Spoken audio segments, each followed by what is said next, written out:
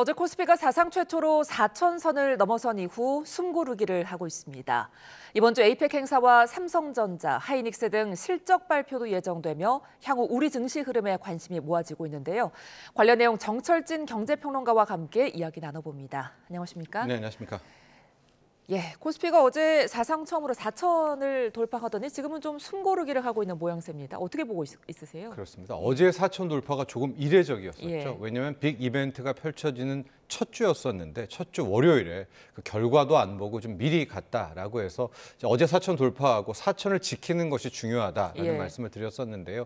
역시 4천 지금 장중에 깨진 상태입니다. 3,995선까지 내려와 있고 현재 수급을 보면 외국인들이 좀 많이 팔고 있습니다. 아무래도 뭐 조금 이따 설명드리겠지만 한미 관세 협상이 당초 우리의 기대와는 다르게 이번 주 내에 타결은 좀 힘들겠다라는 전언이 좀 이야기가 전해지면서 시장이 조금 약세 흐름 보이고 있지 않나 싶습니다. 예.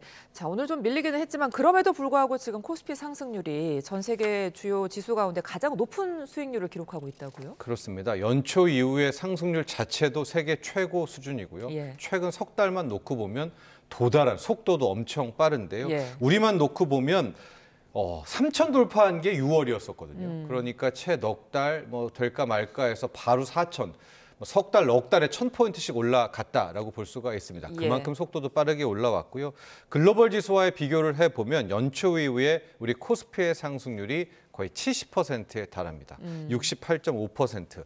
미국 많이 올랐어. 뭐 테슬라, 갓비디아, 엔비디아 하지만 미국의 상승률은 연초로만 놓고 보면 20% 전후거든요.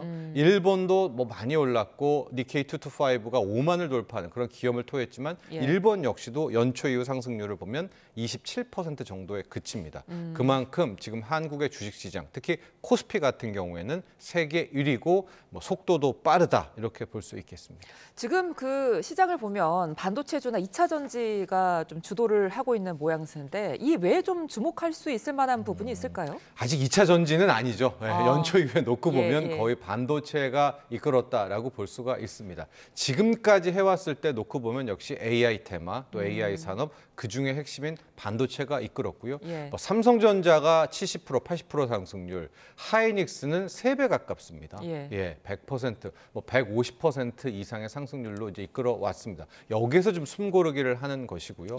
코스피가 4천에서 더 넘게 가려면 이제 또 다른 삼성전자, 또 다른 제2의 하이닉스가 나와야 이 판을 이끌고 가게 될 것 같은데 현재로서 그러니까 뭐 여기가 폭락한다는 게 아닙니다. 이 다음에 새롭게 좀 떠오른 우리가 기대해 볼 수 있는 부분은 2차 전지 플러스 ESS, 뭐 신재생 등이라고 볼 수 있는데 이때 2차 전지는요. 전기차로서의 2차 전지를 이야기하는 것이 아니라 이제 새로운 ESS로서의 활용되는 그 배터리를 이야기하는 겁니다. 왜냐하면 이제 그간의 흐름을 좀 놓고 보면 AI가 잘 된대라고 해서 이제 AI의 AI 칩, 가장 기본적인 반도체들이 이끌어 오르지 않았습니까? 근데 이 AI라는 것이 전기 먹는 하마라고 하니까 전력 인프라, 뭐 변압기, 전선 작년 올해 합쳐서 5배, 6배씩 올랐습니다. 그런데 우리가 가만히 생각해 보니까 좋아, 2차 전지 반도체 AI 필요하고요. 이걸 먹여 살리려고 전력 인프라도 필요한데 정작 중요한 에너지원에 대한 고민이 좀 없었다라는 것이죠. 그렇다고 석유랑 천연가스를 쓸 수는 없고 트럼프가 가고 나면 사용할 수 있는 것들, 원전, 태양광, 풍력을 이제 함께 고민하게 되는 건데 원전도 이미 시세가 상당 부분 낮습니다. 뭐 국내의 두산 에너빌리티 같은 경우에는 이미 연초 이후에 뭐 폭등을 했죠. 그럼 이제 남은 것이 태양광, 풍력. 지금은 트럼프 때문에 미워하고 있기는 하지만 태양광, 풍력. 그러려면 ESS라는 전기 저장 장치가 함께 가야 되기 때문에 다행히도 이 ESS 배터리용 우리나라에선 삼성 SDI 또 LG 에너지 솔루션이 있거든요. 이 친구들이 좀 힘을 내고 그동안 처참하게 버려져 있던 신재생들이 좀 힘을 함께 낸다면 우리가 4천에서 확 밀리지 않고 좀 버틸 수 있지 않을까라고 보고 있고요. 또 하나 축이 자동차죠. 한미 관세 협상의 가장 큰 피해고 실은 오늘도 빠져요. 왜냐하면 좀 잘 될 줄 알았는데 또 이게 난항을 겪는다고 하니까 빠지고 있어서 자동차와 신재생 그리고 ESS를 표현되는 2차 전지가 좀 힘을 내준다면 4천 그 다음 레벨까지도 한번 도전해 볼 수 있겠습니다. 그러니까 지금 삼성전자와 하이닉스가 굉장히 많이 올랐는데 네네. 이번 주 그 실적 발표를 예상을 다들 좀 역대급 실적이 나올 거다 이렇게 예상을 하더라고요. 네. 이렇게 되면 앞으로도 더 그 상승 여력이 있을까요? 삼성전자의 실적은 이미 우리가 알고 있죠. 예. 왜냐하면 속보치로 알고 있고요. 이제 중요한 것은 이번에 삼성전자의 실적은 이 분야별로 과연 뭐 메모리는 얼만큼 잘했는지, 가전은 얼만큼 잘했는지, 그리고 파운드리는 또 얼만큼 못했는지에 대한 부분들을 확인할 수 있는 거니까 예. 오히려 더 중요한 부분은 SK 하이닉스의 실적입니다. 어. 내일 오전입니다. 공교롭게도 내일 오전에는 한미 정상회담이 있지 않겠습니까? 예. 같은 재료가 나오게 되는 건데 지금 시장에서는 10조를 넘어서 분기 영업이익 지금 11조까지도 이야기를 하고 있습니다.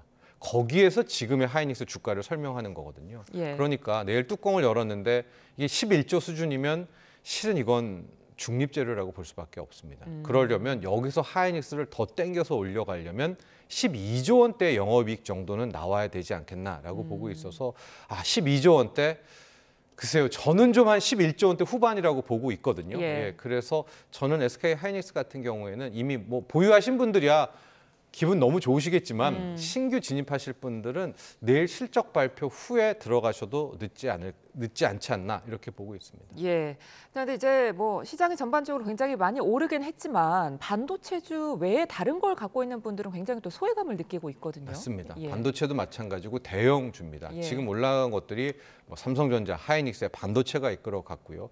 다 시총 상위 종목과 같습니다. 원전도 뭐 두산 에너비리 같은 초대형주들이 올라왔고 상대적으로 코스닥과 코스피를 비교해 보면 될 것 같습니다. 예. 만에 하나 지금 코스피 정도라면 뭐 코스닥도 900 돌파했지만 한 1200, 1300은 가 있어야 키 맞추기가 되는 것 아니겠습니까? 예. 특히 코스피 내에서도 거래소 내에서도 대형주들을 위해서 장세였지 소형주들은 뭐 코스피 200 밖은 거의 뭐 오르긴 올랐지만 10%대, 15%대 상승률에 그치거든요. 그래서 아마도 개인 투자자들이 상당히 이번에 코스피 4천을 체감하지 못했다 이렇게 볼 수가 있겠고요. 예. 더 안타까운 것은 지금 외국인 투자자들이 여기서 좀 팔게 되면 예. 그나마 이 대형주들의 룸도 많지가 않다라는 그러니까 좀 빈익빈 부익부 또 개인 투자자들이 체감하지 못하는 또 그런 4천피다라고 볼 수 있겠습니다. 오늘은 이제 외국인들이 좀 빠져나가고 있는 것 같은데 외국인들 매수세는 언제까지 이어질까요?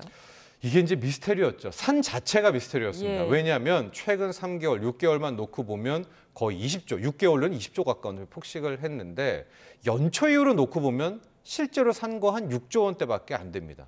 그러니까 1월부터 5월에 많이 팔고 6월부터 이제 본격적으로 사들이는 이제 그런 형국이라고 볼 수 있을 텐데요. 지금 놓고 보면 9월 이후 같은 경우에는 이 영국 자금이라고 하죠. 영국계 헤지 펀드 자금. 여기 이제 단타입니다. 이게 예. 한 2조에서 2조 5천억 정도가 이제 들어왔습니다. 아. 그럼에도 불구하고 전반적으로 지금 미국과 뭐 아일랜드 등 나름 좀 중장기적인 펀드들이 들어왔기 때문에 외국인 수급에서는 큰 걱정은 없다. 이제 이런 평가들 많이 나오고 있는데요. 다만 저는 앞으로 이제 오늘부터 시작을 해서 좀 중요하다고 놓고 보고 있습니다. 예. 왜냐하면 그동안의 외국인들의 순매수 패턴이 환율이 떨어지는 국면, 즉 원화 국면, 강세 국면에서 외국인들이 순매수를 하는 전통적인 매수 행태는 아니었었거든요. 거의 이례적으로 오히려 환율이 올라가는 원화가 약세인데도 하여간 뭐가 그렇게 시간이 급했는지 외국인들이 폭식하는 그런 구조였었는데요. 저는 아마 여기에 이면에는 한미 관세 협상의 타결을 좀 낙관하는 그런 수급도 있었던 예, 것 같아요. 예. 그래 한미 관세 협상만 타결되면 지금 1,440원, 뭐 1,450원대 환율이라고 하더라도 뚝 떨어질 수 있겠지. 바로 1,300원 갈 수 있겠지라고 할 텐데 하는 예상치로 배팅을 했을 텐데 예. 지금 이제 전언에 따르면 미중 관세 협상 또 미중 정상회담에 대한 분위기는 매우 좋게 흘러가는데 예. 한미 관세 협상 같은 경우에 특히 간밤에 베센트 재무장관이 이 한미 관세 협상은 이번 주 그러니까 트럼프가 방한해서 타결되지는 않을 것 같다. 좀 중장기 과제로 좀 넘어가는 장기적으로 좀 풀어야 될 것 같다라는 이야기를 했거든요. 예.